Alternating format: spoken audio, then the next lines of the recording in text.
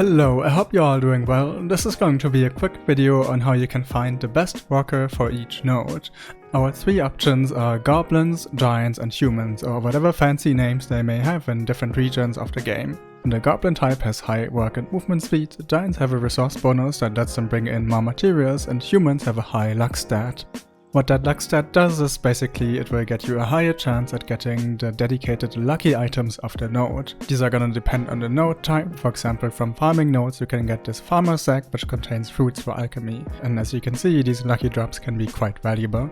Then another thing we would have to consider is the stamina, but now you can auto-feed your workers simply by having worker food in your family inventory and enabling this button, so stamina is basically a non-factor. But even with stamina out of the way, there is still lots of information to consider when choosing the best worker, and it can get real complicated real fast. Or at least it used to be, before Shredder from the Lifeskill Discord made this amazing tool that's called Workerman, and here I'm on a Plant Zones tab where we get a list of all of the nodes with their materials as well as lucky drops, and then the income of the node per day. To use the site properly, you first wanna go into the settings and then enter your region, and now the site can automatically pull the market data from your region and populate this table. Alright, so say I want to find the best worker for this node, Valencia Plantation. Here there's this turtle icon indicating that the best worker for this node is a giant.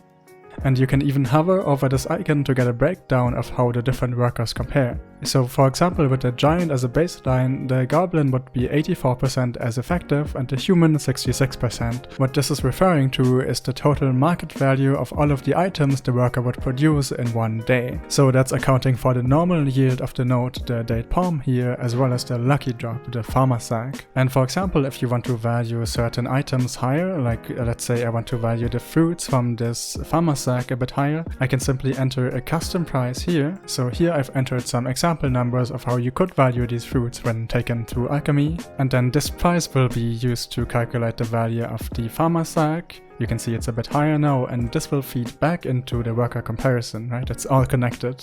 And you can see here now the human is ever so slightly better. Now, one thing you have to keep in mind with this overview is that for the comparison, it will use optimized artisan workers. So that's gonna be workers that hit specific work speed breakpoints. Explaining this would go just a bit too far for this video, and we'll look at the worker optimization in a different video.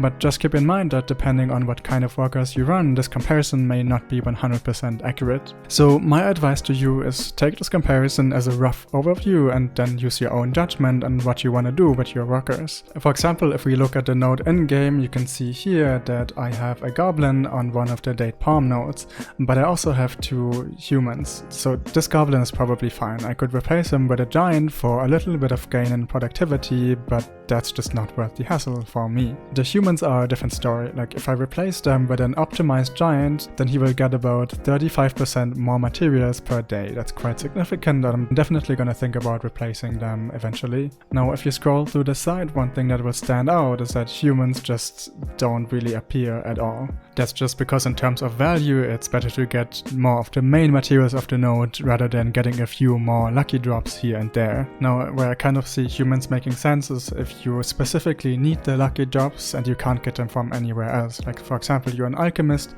and you're in desperate need of fruits and you can't buy them off the market, you know, then it may be worth actually putting a human on this node to get a few extra fruits. But the cool thing is I don't even have to sit here and tell you what to do. You can actually just go into the site, enter how you value different things, and then see how that plays out in the numbers and then make your own decisions. In any case, I hope this video was helpful and I'll see you in the next video. Take care!